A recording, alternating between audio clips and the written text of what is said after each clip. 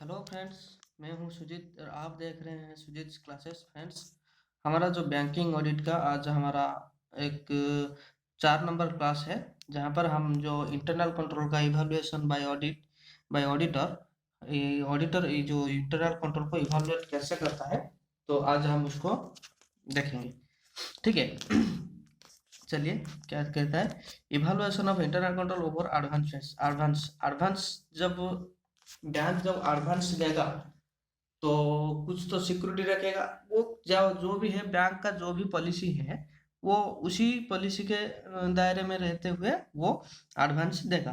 तो जब ऑडिटर आएगा चेक करने के लिए एडवांस सही तरीके से दिया हुआ है कि नहीं, तो वो क्या करेगा कि वो देखेगा कि उसका इंटरनल कंट्रोल कैसा है।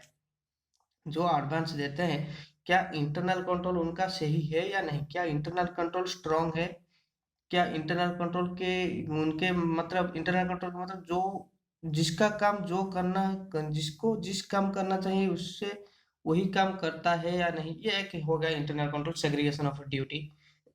इस तरह इंटरनल कंट्रोल सही तरह से काम करता है या नहीं, वो देखने के लिए ऑडिटर आएगा। ठीक है। उसके The auditor should examine the efficiency of various internal control over advances to determine the nature, time and extent of each substantive procedure। ठीक है। वो चेक करेगा, ऑडिटर आएगा चेक करेगा कि जो इंटरनल कंट्रोल है, जो इंटरनल कंट्रोल ओवर किसके ऊपर है, जो एडवांसेस के ऊपर है, जो कि क्या वो इंटरनल कंट्रोल क्या एफिशिएंट है, क्या वो सही तरीके से काम करता है, वो इंटरनल कंट्रोल को चेक करते हुए ही पता चल जाएगा। तो वो प्लानिंग के टाइम पे जब ऑडिटर जब प्लानिंग करेगा, तब वो क्या करेगा कि वो इंटरनल कंट्रोल को इवैल्यूएट करके देख लेगा कि उसको कितना टाइम लगेगा ऑडिट करने में, उसको कितना टाइम लगेगा, कि उसको कितने एक्सटेंट तक उसको ऑडिट करना चाहिए। वो सब इंटरनल कंट्रोल को इवैल्यूएट करने के टाइम पे उसको पता चल जाएगा। ठीक है। In general the internal control over advances should include internal या द फॉलोइंग। क्या क्या इंटरनल कंट्रोल में क्या क्या इंक्लूडेड है, क्या जो आएगा जब ऑडिटर आएगा कि उसको जो एडवांसेस है उसके ऊपर जो इंटरनल कंट्रोल है उसको चेक करने जब आएगा, वो क्या करेगा कि ये सब जो मैटर्स है उसको सब वो इवैल्यूएट करेगा।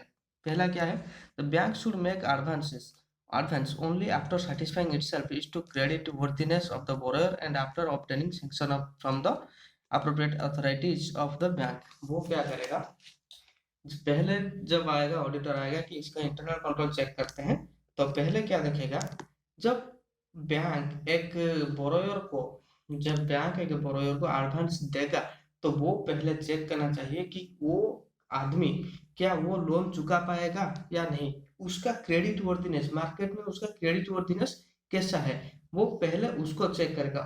And after obtaining sanction from the appropriate authorities of the bank, and क्या करेगा, अप्रोप्रिएट अथॉरिटी से वो सैंक्शन होने के बाद ही उसको क्या लोन मिलेगा, उससे पहले उसको लोन नहीं मिलेगा। पहले क्या करेगा बैंक कि देखेगा कि उसका क्रेडिट वर्दिनेस कैसा है, मतलब उसका रेपुटेशन कैसा है, उसका वो वो क्या पैसा चुका पाएगा, टाइम से वो पैसा चुका पाएगा या नहीं, वो दिखेगा। उसके बाद वो जो अथॉरिटी है वो प्रॉपर अथॉरिटी से वो सैंक्शन होके आएगा, उसके बाद उसको लोन मिलेगा। ठीक है। All the necessary documents should be executed by parties before advances are made। ठीक है। Agreement, demand, promissory notes, letter of hypothecation, etc. All documents should be maintained। all the document जो लोन लेने के लिए जो भी सब डॉक्यूमेंट चाहिए, वो जो एग्रीमेंट होगा कि जो डिमांड्स होगा कि जो भी promissory note जो भी होगा, should be executed by the party before advances are made। सब डॉक्यूमेंट बैंक को देना पड़ेगा। एडवांस के लिए सब जो भी डॉक्यूमेंट है वो सब किसको देना पड़ेगा, बैंक को देना पड़ेगा। कौन देगा, पार्टी देगा। ठीक है। The compliance with the term of a sanction and and use of the funds should be ensured. वो उसके बाद क्या करेगा कि बैंक जब लोन देगा, तो वो पूछेगा कि आप इस पैसे को कहाँ यूज करोगे, वो इस तरह का लोन देगा। वो बोलेगा कि आप हमको इतना पैसा मांग रहे हो कि ये पैसे को लेकर आपका एंड यूज क्या होगा, आप इस पैसों से क्या करोगे। तो वो भी आप पार्टी से आप पूछ के लिखा होगा कि हम इस पार्टी को इतने रुपए दिए कि वो उसका मार्केटिंग में लगाया हुआ है, कि उसका जो एडमिनिस्ट्रेशन एक्सपेंसेस है वहां लगाया हुआ है। तो वो बात ऑडिटर को पता चलेगा कहाँ पर, ये जो इंटरनल कंट्रोल को जब इवेलुएट करेगा वो बात यहाँ पर ऑडिटर को भी पता चल जाएगा कि एंड यूज उस फंड का क्या होगा। क्या वो सही से वही एंड यूज काम करता है या नहीं। एंड यूज में मतलब जो पार्टी जिस वजह से पैसा लोन लिया है तो उसी पर्पज से पैसे को यूज करता है या नहीं, उसको भी वो देखेगा। Sufficient margin as specified in the section letter should be kept against securities taken so as to cover for any decline in the value thereof. The availability of a sufficient margin need to be ensured at regular intervals. ठीक है, क्या करेगा bank, क्या करेगा कि वो एक sufficient margin रखेगा। अगर आपके पास आपसे कुछ सिक्योरिटी ले रहा है तो वो क्या करेगा कि सफिशिएंट मार्जिन रखेगा और उसके बाद आपको लोन देगा, जो बोरोयर होगा उसको लोन देगा। तो वो क्या करेगा, बैंक क्या करेगा कि उसका सफिशिएंट मार्जिन उसको रखना पड़ेगा उसके पास। मान लीजिए उसका जो सिक्योरिटी है वो 5 लाख का है और बैंक उसमें से आपको 3.5 लाख का लोन देगा। वो 5 लाख का सिक्योरिटी के बदले में आपको 3.5 लाख का लोन देगा, क्योंकि हो सकता है फ्यूचर में आपका सिक्योरिटी का वैल्यू गिर जाए। सो वो 3.5 लाख का वो सफिशिएंट मार्जिन रख के वो आपको लोन देता है। तो इसी बात को जो ऑडिटर आएगा, इसी बात को वो इंटरनल कंट्रोल चेक करने से इसको पता चल जाएगा, ऑडिटर को पता चल जाएगा कि हाँ बैंक सफिशिएंट मार्जिन रख के वो लोन दिया हुआ है, बोरोयर को लोन दिया हुआ है। उसके बाद आता है if the securities taken are in the nature of a share debenture, the ownership of the same should be transferred in the name of a bank and the effective control of such security be retained as part of a documentation। क्या होगा, अगर कोई security, कोई debenture, अगर आपके पास कुछ shares है, अगर वो आप उसको गिरवी रख कर आप बैंक से लोन लेते हो तो वो एग्रीमेंट होगा कि जो बैंक के नाम पर आप ट्रांसफर करोगे उसको आप बैंक के नाम पर ही ट्रांसफर करोगे, मतलब उसका ओनरशिप बैंक के पास चला जाएगा। तो if the security taken in the nature of shares, अगर वो शेयर्स और डिवेंचर को सिक्योरिटी की तरह ले रहा है, the ownership of the same should be transferred in the name of a bank, bank के नाम पे वो ओनरशिप ट्रांसफर होना चाहिए। And effective control of such securities be retained as part of the documentation. और उस सिक्योरिटी के ऊपर कंट्रोल किसका आ जाएगा, बैंक का आ जाएगा। All securities requiring registration should be registered in the name of the bank or otherwise accompanied by documents sufficient to give title to the bank. ये क्या कहते हैं, all securities requiring registration should be registered in the name of the bank. जो भी securities होगा वो सब किसके नाम पे रजिस्टर्ड होगा, वो सब बैंक के नाम पे रजिस्टर्ड होगा। और otherwise accompany document sufficient to give title, और अदरवाइज अगर रजिस्टर नहीं किया तो ऐसा कुछ डॉक्यूमेंट होगा जो कि रजिस्टर ना होने से भी वो भी दर्शाएगा कि ये सिक्योरिटी जो है इसका ओनरशिप बैंक को ही जाता है। ठीक है। In the case of goods in the case of goods in the possession of the bank, content of the package should be test checked at the time of receipt। ठीक है, अगर कोई goods आप गिरवी रखते हो, अगर कोई गुड्स आप गिरवी रखते हो तो बैंक क्या करेगा कि वो जब आप गिरवी रखते हो कि मेरे पास कुछ गुड्स है, जो कि मान लीजिए आप एक बिजनेस करते हो कि आपका स्टॉक जो कुछ गुड्स है आपके उसके अगेंस्ट आप क्या लेते हो, मान लीजिए आपके पास एक कार है तो उसी कार के अगेंस्ट आप लोन ले रहे हो।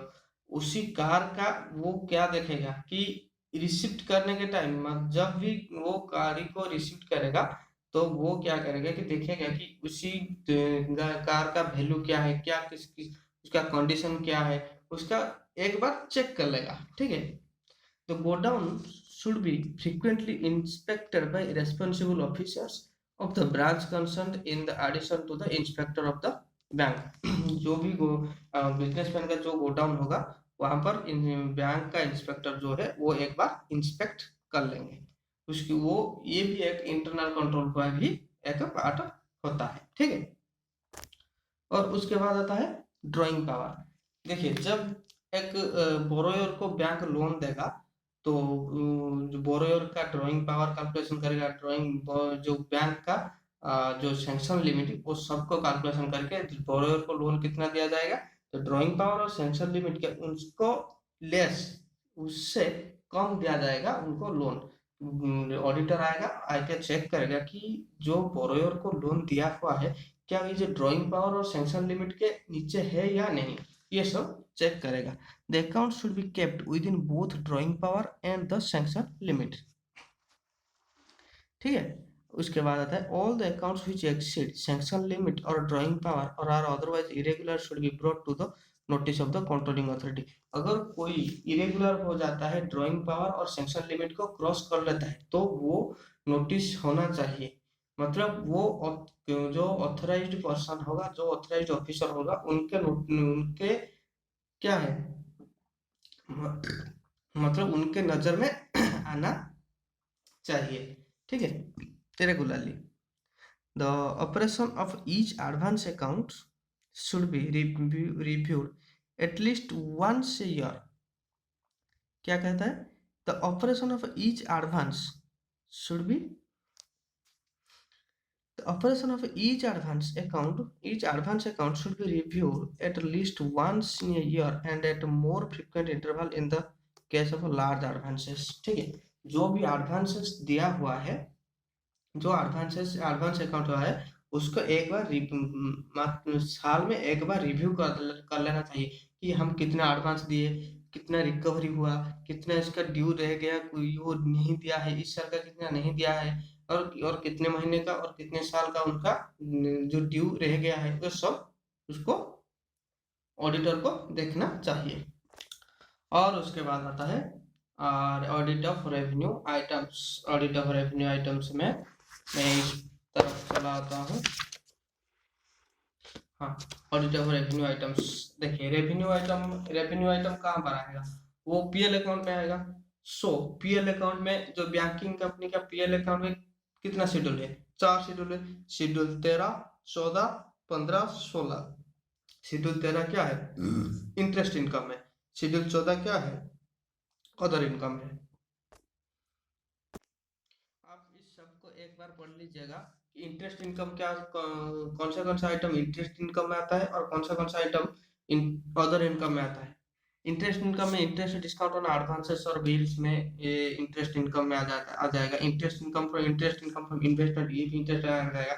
इंटरेस्ट फ्रॉम आरबीआई ये भी आ जाएगा। इंटरेस्ट फ्रॉम अदर बैंक ये भी इंटरेस्ट में आ जाएगा। Others includes any other interest discount income included in the above heads, ये सब इंटरेस्ट इनकम में आ जाएगा। और अदर इनकम जो भी हो गया, कमीशन हो गया, ब्रोकरेज हो गया, मोबाइल बैंकिंग का फी हो गया, क्रेडिट कार्ड के फी हो गया, डेबिट कार्ड के फी हो गया, rent from letting out tickets, lockers, ये सब कुछ। और जब जो कुछ भी शेयर मतलब बैंक तो 100 तरह की फैसिलिटीज शेयर करता है ना, ये बैंक गवर्नमेंट का ये स्कीम, गवर्नमेंट का वो scheme, postal scheme, insurance scheme, हर तरह का स्कीम वो तो शेयर करते हैं। उनसे जो कमीशन लगेगा वो सब क्या होगा, वो अदर इनकम में जाएगा, ठीक है। एनईएफटी के चार्ज ये सब अदर इनकम में जाएगा।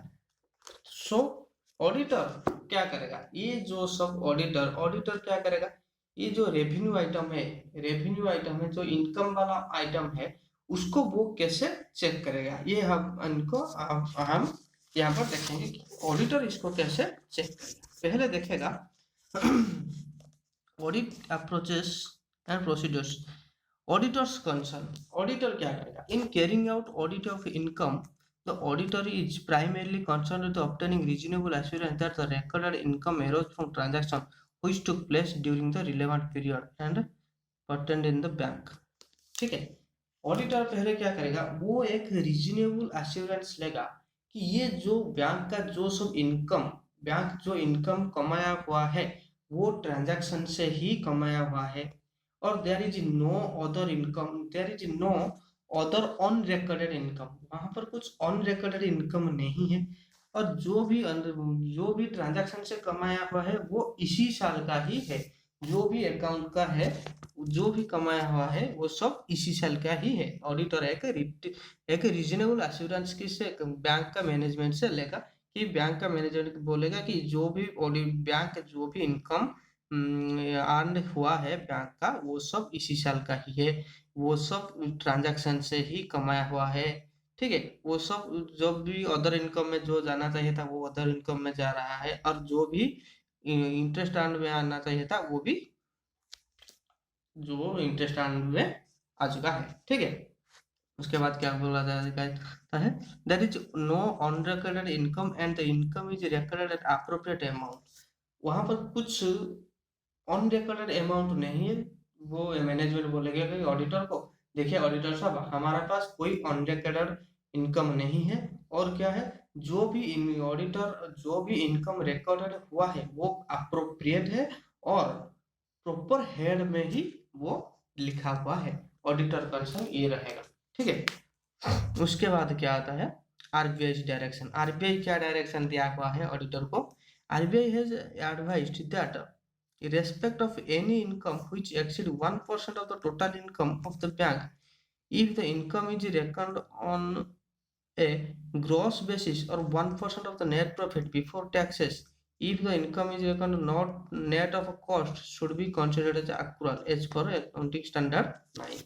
क्या कहता है, आरबीआई का गाइडलाइन क्या होता है, आरबीआई बोलता है कि RBI has advised that respect of any income which exceeds 1% of the total income, कोई भी इनकम होगा, कोई भी इनकम होगा, अगर वो इनकम टोटल इनकम से अगर 1% से ज्यादा होगा, मान लीजिए टोटल बैंक का टोटल इनकम आ गया, बैंक का टोटल इनकम आ गया यहाँ पर, अगर कोई भी इनकम मान लीजिए कमीशन का कोई इनकम आ गया, अगर वो जो टोटल इनकम का 1% से ज्यादा होगा, ठीक है, टोटल इनकम का 1% से ज्यादा होगा, जो भी इनकम होगा अगर 1% से ज्यादा होगा, मान लीजिए वो ग्रॉस ग्रॉस इनकम से भी हो सकता है, वो नेट इनकम से भी हो सकता है, अगर मान लीजिए जो भी ग्रॉस इनकम होगा, ग्रॉस इनकम होगा, अगर ये जो कमीशन का जो इनकम है वो ग्रॉस इनकम से ही, ग्रॉस इनकम से 1% से ज्यादा है, अगर इन जो भी इनकम होगा अगर वो नेट इनकम से भी 1% से भी ज्यादा, नेट इनकम से नेट इनकम का 1% से भी ज्यादा होगा, अगर वो इनकम उसको वो हम क्या करेंगे, तो एक्चुअल बेसिस पर ही ट्रीट करेंगे, क्योंकि AS9 कहता है को हम उसको आरबीआई गाइडलाइन कहते हैं, आरबीआई गाइडलाइन के द्वारा हम क्या करेंगे, उसको हम एक्चुअल बेसिस पे ही ट्रीट करेंगे। ठीक है, उसके बाद आता है materiality, if any item of income is not considered to be material as per the above norms, it may be recognized when received and the auditors need not qualify the report in the situation। अगर कोई भी चीज, कोई भी income अगर materiality नहीं है, अगर मेटेरियलिटी नहीं है, मान लीजिए आपके पास कोई बिल आया, आपके पास कोई बिल आया 500 लाख का, मान लीजिए आपके पास कोई बिल आया 500 लाख का, बिल फॉर कलेक्शन और बिल ऑफ डिस्काउंट, और आप उसके लिए चार्ज कीजिएगा मान लीजिए 50,000 का, ये तो 500 लाख का, ये 50,000 का, तो वो यहाँ पर नॉट मटेरियल हो गया ना, नॉन मटेरियल इनकम हो गया। तो आप इसको अगर मान लीजिए ये जो 500 लाख का है, और आप मान लीजिए 100 लाख का, अगर 100 लाख का है और आप चार्ज करते हैं 1 लाख का, ये भी 1% से हो गया, 1% हो गया। अगर आप इसको ना लगकर, और आप इसको एक्चुअल बेसिस पर ना लगकर आप इसको अगर कैश बेसिस से भी ले जाते हो, तो क्या होगा, तो भी आपका क्या आप उसको क्वालिफाई नहीं दे पाओगे, मतलब ऑडिटर उसको क्वालिफाई नहीं दे पाएगा, मतलब वो मेटीरियलिटी नहीं है। ठीक है, अगर मेटीरियलिटी मतलब छोटा सा अमाउंट हो गया तो वो मेटीरियलिटी नहीं होगा। ठीक है, revenue certainty banks recognize income revenue certainty banks recognize income such as interest, fees and commission on accrual basis that as it is earned it is an essential condition of for accrual of income that it should not be unreasonable to expect its ultimate collection in modern day banking in the entire of the interest income on advance are automatically generated through the batch process in the CBS system। हाँ, revenue certainty में क्या करेगा, bank recognise करेगा, क्या रखेगा, उसका interest हो गया, इंटरेस्ट हो गया, फी हो गया, कलेक्शन चार्ज हो गया, अगर कोई कमीशन हो गया, ब्रोकरेज हो गया, वो इसका इनकम है, ये सबको वो कैसे रिकॉर्ड करेगा, एक्रुअल बेसिस पर। ठीक है, अगर उसको लगेगा कि कुछ अनरीजनेबल नहीं है, अगर कुछ पैसा मिलना अनरीजनेबल नहीं है, तो भी वो जाकर रिकॉर्ड करेगा। अगर कुछ लगेगा कि हाँ ये रीजनेबल नहीं है, तो उसको according to AS9 revenue recognition के जो AS9 के तरह है, वो रिकॉर्ड नहीं कर पाएगा। आजकल क्या होता है ना, जो और बैंक में CBS सिस्टम के द्वारा ये सब ऑटोमेटिकली हो जाता है। ठीक है, उसके बाद आता है revenue uncertainty in view of a significant uncertainty regarding ultimate collection of income arising in respect of a non-performing asset, the guidelines require that banks should not recognize income on a non-performing asset until it is actually realized। वो क्या बोलता है कि जो अगर कोई income मिलने वाला था, कोई आपका कोई रिसीवेबल था, अगर वहां से आपको अनसर्टेनिटी दिखा जाता है, अल्टीमेट कलेक्शन आपका सर्टेनिटी नहीं है, आपका वो जो मिलना चाहिए था वो आपको लगता है कि वो ना मिल सकेगा, तो आप क्या करोगे, तो उसको तो एनपीए तो करना पड़ेगा, तो 90 डेज के बाद आपको करना पड़ेगा एनपीए। आप उसको इनकम नहीं लिख पाओगे, अगर आपका रेवेन्यू सर्टेनिटी नहीं है, रेवेन्यू मिलना आपके पास सर्टेनिटी नहीं है, तो आप उसको जो इनकम रिकॉर्ड नहीं कर पाओगे। ठीक है, when a credit facility is classified as a non-performing for the first time, interest accrued and credited to the income account in the corresponding previous year which has not been realized should be reversed or provided for। वो क्या कहता है कि अगर कोई NPA first time होता है, तो एनपीए कब होगा, एनपीए होगा 90 डेज के बाद, 90 डेज से 90 डेज के बाद एनपीए होगा। ड्यू डेट यहाँ से, ये तो रिकॉर्ड करके चल रहा था ना, यहाँ से तो रिकॉर्ड करके चल रहा था ना, 90 डेज के बाद वो एनपीए हो जाता है। तो जो भी अमाउंट रिकॉर्ड हो रहा होगा, अगर जो भी अमाउंट रिकॉर्ड हो रहा होगा एज इंटरेस्ट इनकम, वो उसको क्या करेगा कि वो उसको रिवाइज कर, मतलब वो उसको रिवर्स कर देगा या उसके अगेंस्ट प्रोविजन बना देगा। ठीक है, उसके बाद आता है एडवांस अगेंस्ट सिक्योरिटी। कोई एडवांस दिया हुआ है अगेंस्ट सिक्योरिटी, कौन सा security, interest and advance against term deposit, national saving certificate, Indira Vikas Patra, Kisan Vikas Patra and life insurance policy may be taken into income account on the due date provided adequate margin is available in the account। वो क्या बोलता है कि अगर आपको कुछ advance दिया हुआ है, अगर आपको कुछ एडवांस दिया हुआ है किसके अगेंस्ट में, जो भी सिक्योरिटी है, मतलब कृषि कृषि विकास पत्र, इंदिरा विकास पत्र, इसके अगेंस्ट में आपको कुछ लोन दिया हुआ है, तो उसके लिए वो क्या है, ये तो सेंट्रल गवर्नमेंट का है ना, तो वो इसको क्या मानेंगे, इसके ऊपर एडिक्वेट मार्जिन है।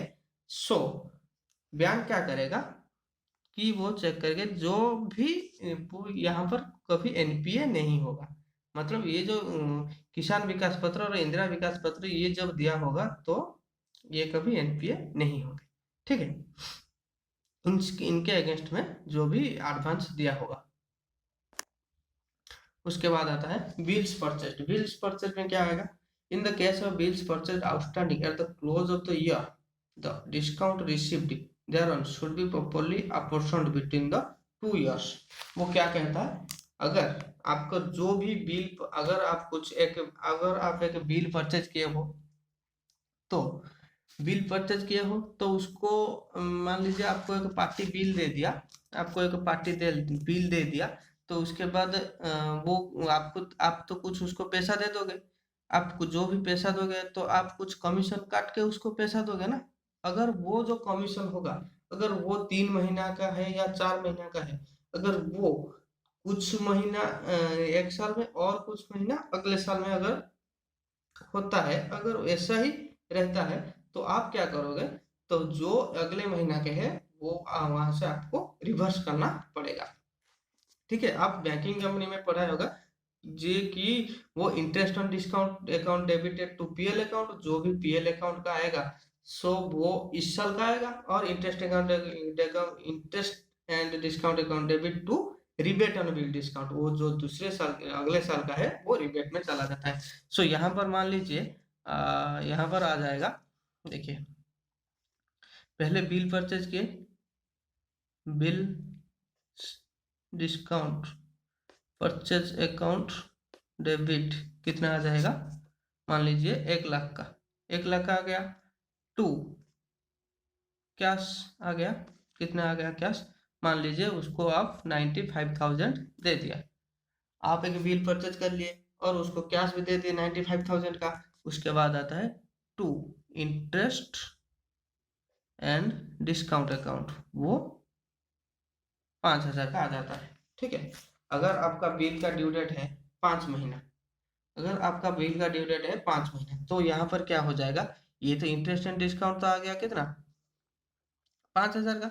उसके बाद आता है सो ये जो 5,000 है यहाँ पर मान लीजिए 9 नवंबर दिसंबर जनवरी फरवरी, नवंबर दिसंबर जनवरी फरवरी मार्च, नवंबर दिसंबर जनवरी फरवरी मार्च अप्रैल, अप्रैल दिसंबर जनवरी फरवरी मार्च अप्रैल, मान लीजिए 5 महीना, दिसंबर से लेकर अप्रैल तक 5 मंथ्स हो गए। ठीक है, तो सो यहाँ पर क्या होगा, तो आपका तो मार्च में तो आपका खत्म हो जाता है ना, आपका मार्च में तो खत्म हो जाता है। सो यहाँ पर आप कर लेंगे interest and discount account debit कितना आ जाएगा, debit to PL account, PL account में क्या है, कितना आ जाएगा 4,000 का, और जो बैलेंस आ जाएगा to rebate on bill discount वो 1,000 का आ जाएगा। ठीक है, इस तरह का आ जाएगा। ये यहाँ पर वो बात यहाँ पर किया हुआ है कि वो जो बिटवीन 2 ईयर है, जो 2 साल का है, वो आपस में प्रोपोर्शनली डिवाइड किया जाएगा। ठीक है, the an on expired discount rebate on bill discounted that where the part for received compromise discount charges on bill purchased relate to the period beyond the year end should be recorded as a other liability। ठीक है, वो other liability की तरह वो दिखा जाएगा। Interest and discount component paid by bank on re-discount of bills from the other financial institution is not to be netted off from the discount earned on bills discounted। अगर कहीं पर आपको interest और डिस्काउंट आपको कहीं पर देना पड़ेगा और कहीं से भी लेना पड़ेगा, इन दोनों को आप कभी नेट नहीं कर पाओगे, इन दोनों को आप कभी नेट नहीं कर पाओगे। ठीक है, bill for collection, in the case of bills for collection the auditor should also examine the procedure for crediting the party on whose behalf the bill has been collected.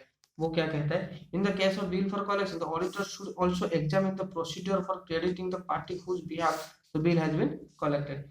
Auditor आके देखेगा कि जब भी मतलब जब भी पार्टी अकाउंट को credit हुआ है, मान लीजिए जब भी पार्टी अकाउंट को क्रेडिट हुआ है तब भी आपका जो कलेक्शन है वो कलेक्शन होना चाहिए था मतलब आपका कलेक्शन होने के बाद ही आपका पार्टी अकाउंट को क्रेडिट होगा। ये जो बिल परचेज है, बिल परचेज में क्या होगा, आप बिल परचेज कर लिए, पार्टी को पैसे दे दिए और बाद में आपको बिल कलेक्ट करना। मतलब ये जो बिल फॉर कलेक्शन है ये होगा कैसे? In case bills for collection the auditor should examine the procedure for crediting the party account को क्रेडिट होगा on whose behalf the bill has been collected. जिसके बिहाफ में बिल कलेक्ट होगा उसको क्रेडिट किया जाएगा। पहले बिल कलेक्ट होगा उसके बाद उसको क्रेडिट किया जाएगा। The procedure is usual such that customers account is credited only after bill has actually been collected. ये यहाँ पर दिया हुआ है कि अगर पहले बिल कलेक्शन होगा उसके बाद उसको क्रेडिट किया जाएगा। ठीक है, from the drawee either bank itself through और इट्स एजेंट। वो बैंक थ्रो इट्स एजेंट भी वो करवा सकता है। ठीक है, the procedure is in consonance with the nature of obligations of the bank in respect of bills for collection. The commission of the branch becomes due only when the bill has been collected. कब उसका जो commission कब due होगा? जब उसका जो bill है वो जब कलेक्शन हो जाएगा उसके बाद उसका जो ड्यू है उसका जो कमीशन होगा कि उसका जो ब्रोकरेज होगा वो ड्यू होगा। मान लीजिए ये क्या कहता है, बिल परचेज और बिल कलेक्शन में क्या अंतर है मैं समझा देता हूँ। मान लीजिए एक बिजनेसमैन आया बैंक के पास, वो बोला कि बैंक मेरे को लोन चाहिए, मेरे को पैसा चाहिए, मेरे वो डेटर है वो लोग मेरे को बिल दिए हुए हैं, मतलब मेरे को धंधा चलाने के लिए मेरे को पैसा चाहिए। बैंक बोलेगा कि मैं दे दो, मेरे को वो बिल दे दो और मेरे से ये पैसा ले लो। वो बोलेगा कि मेरे से 1 लाख का बिल है, वो 1 लाख दे देगा बैंक को। बैंक बोलेगा कि तो मैं तो फुल पेमेंट नहीं कर पाऊंगा, सो मैं 80% आपको कि 90% आपको पेमेंट कर दूंगा। सो जब भी वो 90% पेमेंट कर देगा उसके बाद जो बैंक जब कलेक्शन कर लेगा तो वो सब इनकम बैंक के पास रह जाएगा। और इस तरह बिल फॉर कलेक्शन क्या होता है? देखिए, बिल फॉर कलेक्शन क्या होता है? बिल जब बिजनेसमैन बैंक के पास जाता है कि ये लीजिए बिल मेरे को कलेक्शन करके दीजिए, बैंक बोलेगा कि आप जाइए, मैं इस बिल को जब कलेक्ट कर लूंगा तब आपके अकाउंट में क्रेडिट हो जाएगी। बिल फॉर परचेज में क्या होता है? मेरे को बिल दे दिया, मैं पैसा दे दिया। बिल फॉर कलेक्शन में क्या होता है? मेरे को बिल दिया, मैं जब कलेक्ट करूंगा तब आपको पैसा दूंगा। जब कलेक्ट हो जाएगा तब मैं आपको पैसा दे दूंगा और उसके बाद मेरे को जो कमीशन वो चार्ज होगा वो आप पे उसके बाद दे देंगे। ठीक है, उसके बाद आता है renegotiation. Fees and commissions earned by the bank as a result of renegotiation और rescheduling of outstanding debts should be recognized on accrual basis over the period of time covered by the renegotiated or rescheduled extension of a credit।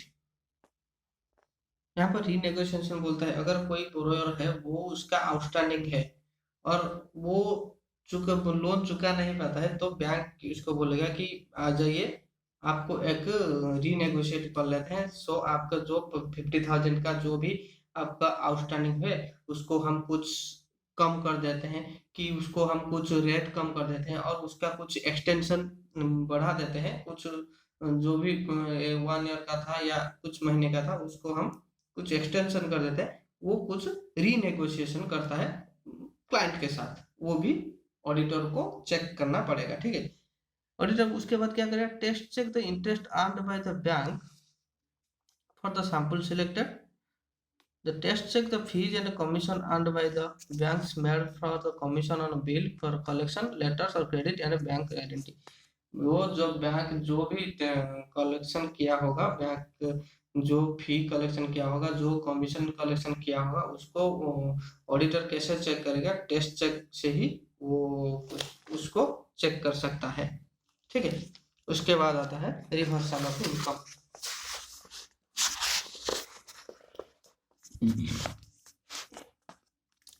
Reversal of income में क्या बोलता है? देखिए, if any advance including bill purchased and discounted becomes NPA as at the close of any year, the entire interest accrued and credited to the income account in the past periods should be reversed for or provided for. If the same is not realized, this will apply to government guaranteed account also।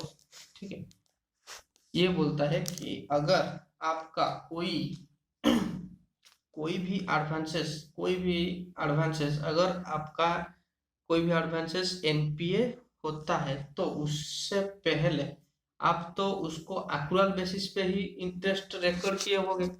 आपको accrual basis पे ही तो interest record किए होगे, तो उसी दिन तक जब वो एनपीए होगा उसी दिन तक आप तो उसको एक्रुअल बेसिस पे ही इंटरेस्ट का रेकॉर्ड करते जा रहे होगे ना।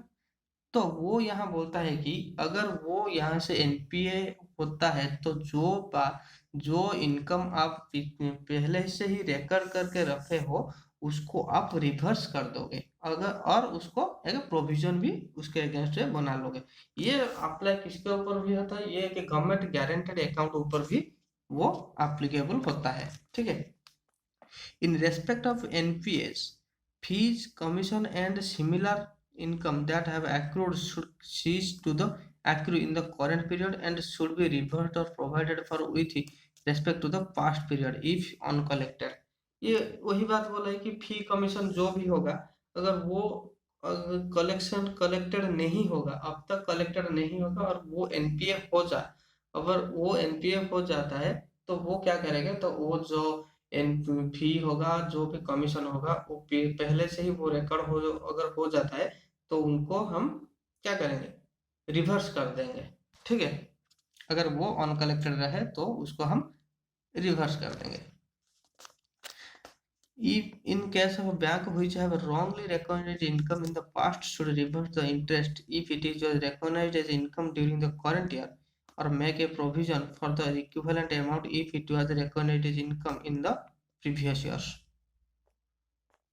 अगर आपका जो पास्ट में अगर कोई इनकम आपका रिकॉग्नाइज हो जाता है और रॉन्गली आप उसको रिवर्स कर देते हो करंट ईयर में, और वो आपका जो रिकॉग्नाइज हो जाता है पास्ट ईयर में, और आप उसको क्या करते हो, रिवर्स कर देते हो करंट ईयर में, अगर वो अगर इसी साल से करंट ईयर में अगर वो रिकॉग्नाइज हो जाता है, अगर वो ये पहले पास्ट ईयर में वो अनरिकॉग्नाइज रहा तो आप उसको करंट ईयर में क्या करोगे, रिवर्स कर दोगे। तो अगर वो करंट ईयर में ही वो रिकॉग्नाइज हो जाता है तो आपको उसके अगेंस्ट इक्विवेलेंट अमाउंट का आपको उसके एक प्रोविजन भी बना लेना चाहिए। ठीक है।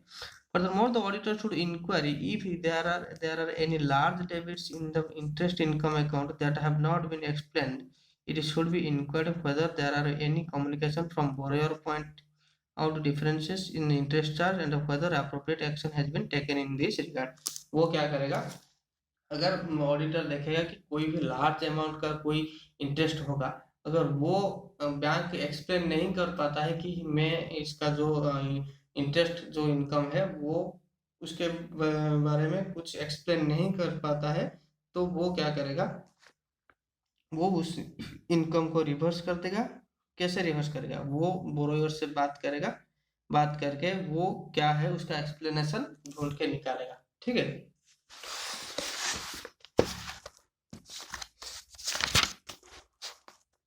उसके बाद आता है ऑन लीज्ड एसेट्स।